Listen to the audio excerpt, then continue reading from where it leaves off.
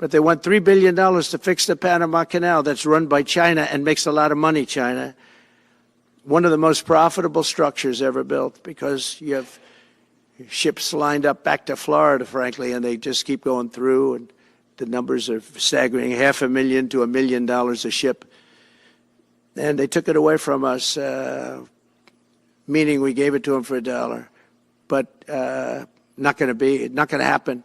What they've done to us, they've charged us, they've overcharged our ships, overcharged our Navy.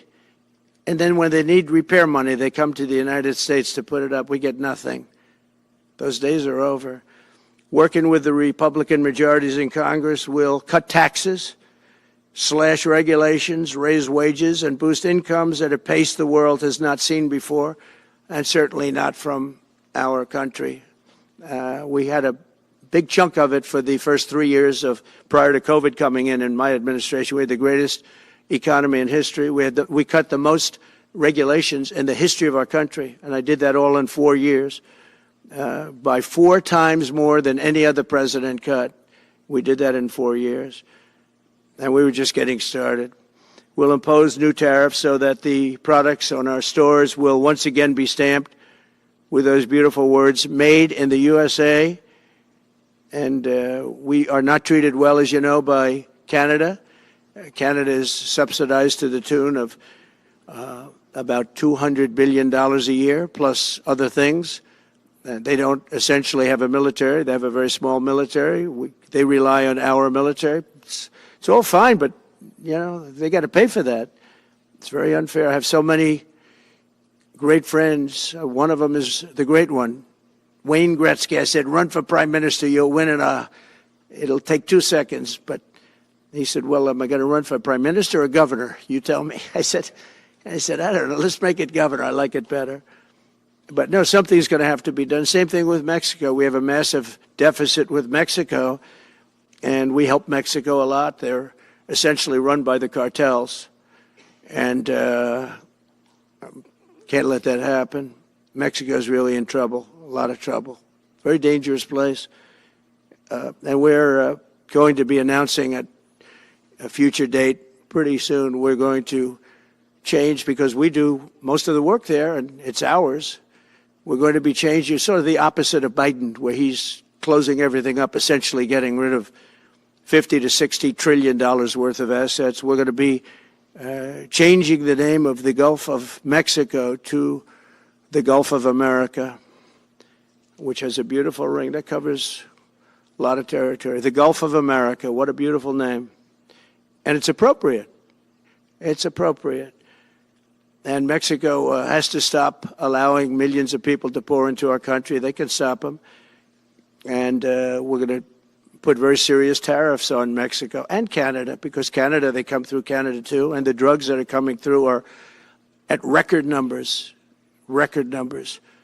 So we're going to make up for that by putting tariffs on Mexico and Canada, substantial tariffs. And we want to get along with everybody, but, you know, they have to, it takes two to tango. We're approaching the dawn of America's golden age. It's going to be a golden age for America. We have things that nobody else has. We have more natural resources. We have, number one, nobody knew that until I came along. I made us number one. We were number 3. I made us number 1 in a very short period of time in drilling. And, you know, you can talk about windmills. They litter our country. They're littered all over our country, like dropping paper, like dropping garbage in a field. And that's what happens to them, because in a period of time, they turn to garbage. Most expensive energy ever. They only work if you get subsidy. The only people that want them are the people that are getting rich off windmills, getting massive subsidies from the U.S. government. And it's the most expensive energy there is. It's many, many times more expensive than clean natural gas. So we're going to try and have a policy where no windmills are being built. You know, off the coast of New Jersey, they want to build like 200 windmills. The people are going crazy. Nobody wants them, and they're very expensive. They don't work without subsidy. You don't want energy that needs subsidy. Energy is a good business. You don't need subsidy. But when you build these massive towers, I mean, they're 25 stories tall, 40 stories. They have one 70 stories tall. The blades, they take 3 ships to ship them. It's crazy. They're dangerous. You see what's happening up in the Massachusetts area with the whales, where they had 2 whales wash ashore in, I think, a 17-year period, and now they had 14 this season. The windmills are driving the whales crazy, obviously. And they had actually over, I think, 125 or something over a number of years. And we don't want that to happen. It's a disaster it's amazing the way a true environmentalist would say, oh, we love wind. It sounds good, but that's about where it ends. You know, after 10 years, you have to redo them. And what happens is they don't do that. They let them stand and they rust, and they say, because of the environment, I'm not a believer in this, but they say you can't, because it's a certain fiberglass, that the blades cannot be buried in earth, that's an environment. So what do you do with them? What do you do with them? And I don't know if you've ever gone to Palm Springs, California, or any of these places where you have long-term windmills standing. They're a disaster. They're rusting, rotting, closed, falling down. This is as you enter Palm Springs. And they put new ones next to them because nobody wants to take them down, because why should they take them down?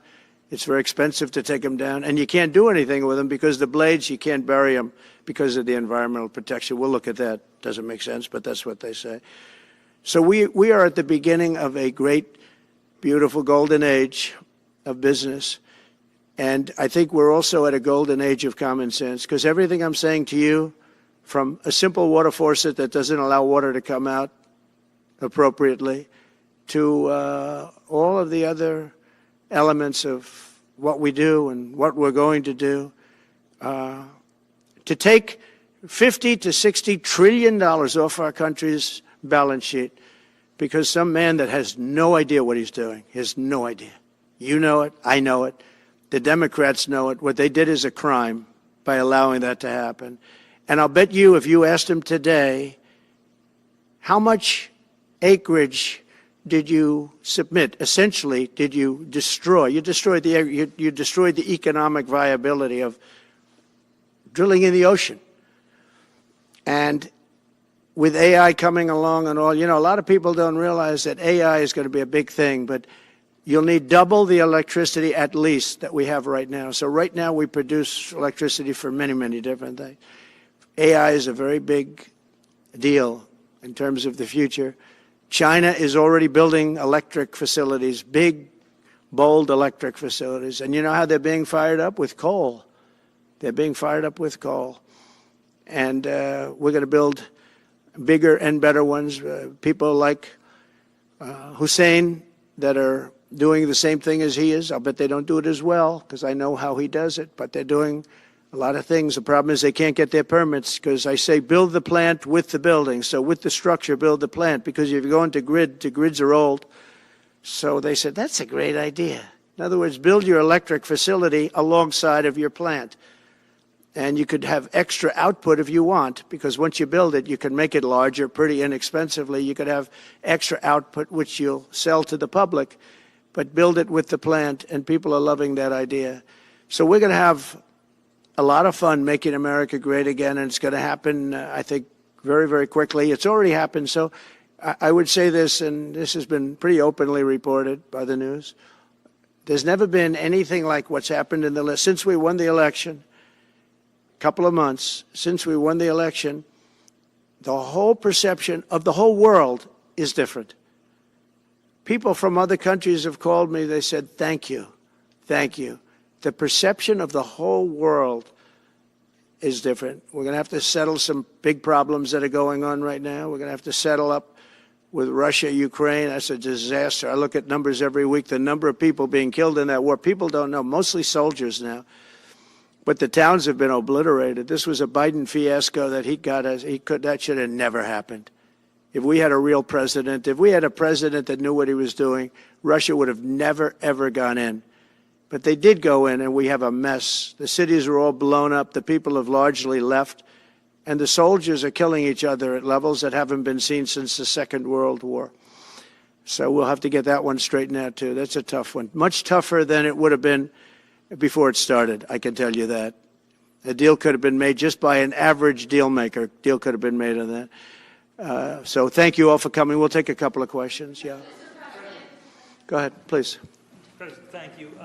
wanted to touch on the world on fire that you mentioned, but let's start, if we could, with your references to Greenland and the Panama Canal, so forth.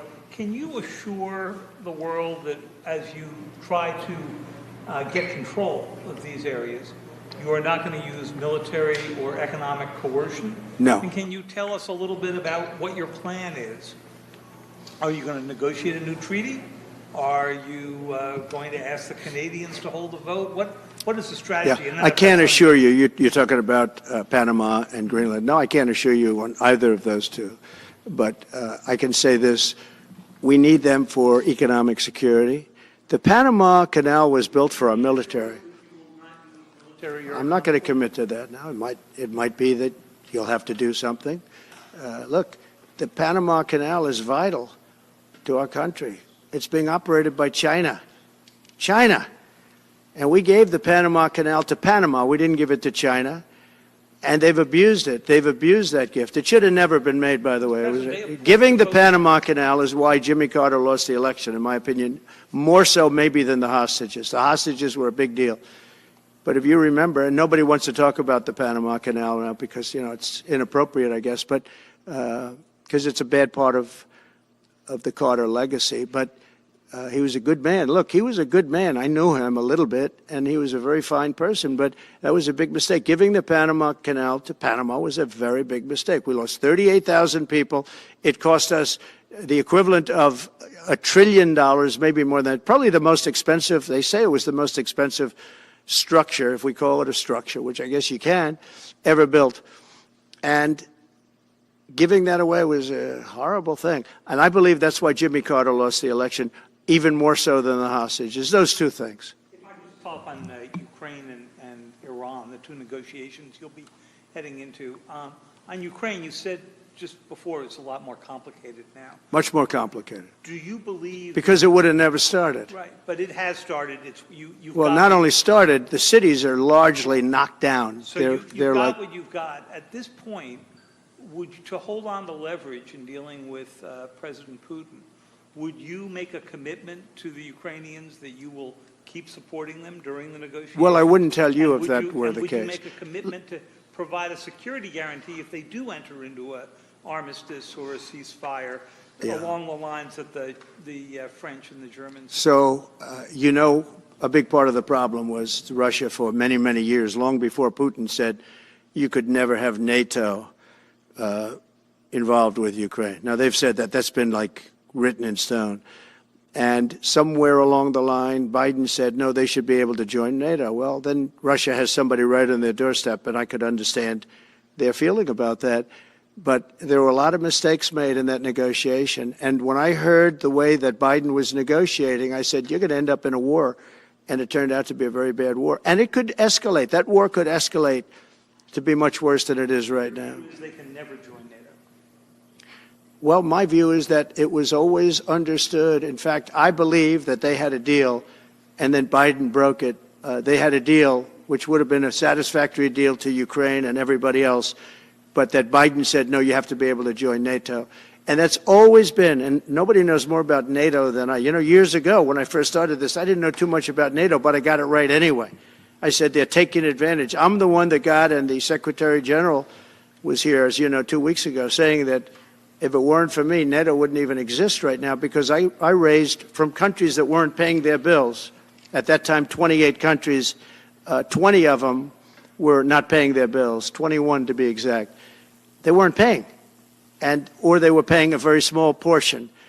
And I raised over $680 billion. That was the number he gave, by saying, if you don't pay, we're not going to protect you. And as soon as I said that, the money came pouring in. But Obama could have said it.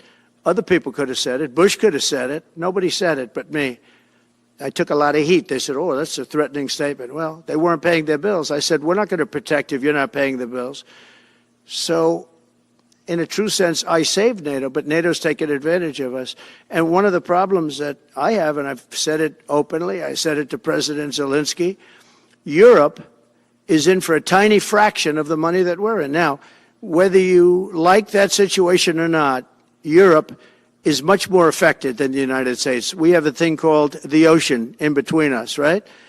Why are we in for billions and billions of dollars more money than Europe? And, you know, they're a similar size, a little smaller, but they're a similar size economy as the United States when you add them up. And yet Europe is in for a small fraction of the number the United States is in. Now, Biden could have called them up during the term. That's what I did. I said, you have to pay your bills. And they all, one stood up. I won't say who. You'll probably have it because the papers, the media hated to report on it. But a prime minister stood up from a country, you know, a famous meeting of 28 nations with no press, no anybody in the room. He stood up. He says, does that mean if we don't pay our bill, and at that point it was 2%, it should be 5%. It should be 5%, not 2%. But at that point it was 2%, but many people didn't pay. Some people didn't pay anything. But many people were way, including Germany. Germany was at less than 1%. You're going to press for 5%? Well, I think NATO should have 5%, yeah.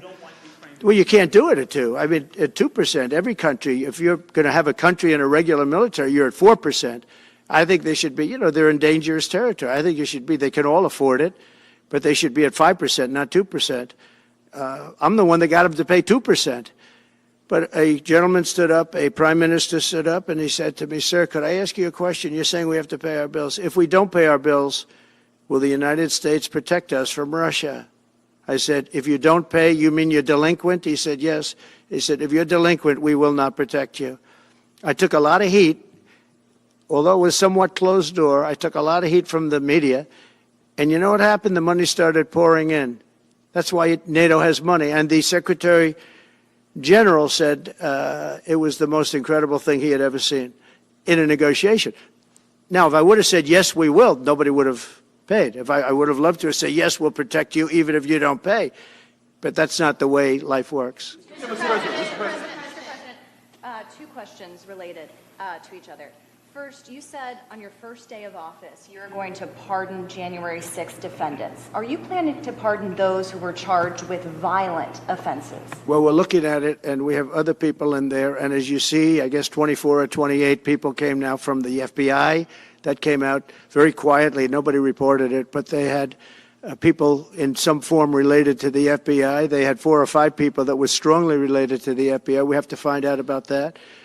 We have to find out about Hezbollah. We have to find out about who exactly was in that whole thing, because people that did some bad things were not prosecuted. You know, I see it all the time, and you see it too. People that were doing some bad things weren't prosecuted, and people that didn't even walk into the building are in jail right now. So we'll be looking at the whole thing, but I'll be making major pardons. Yes, please.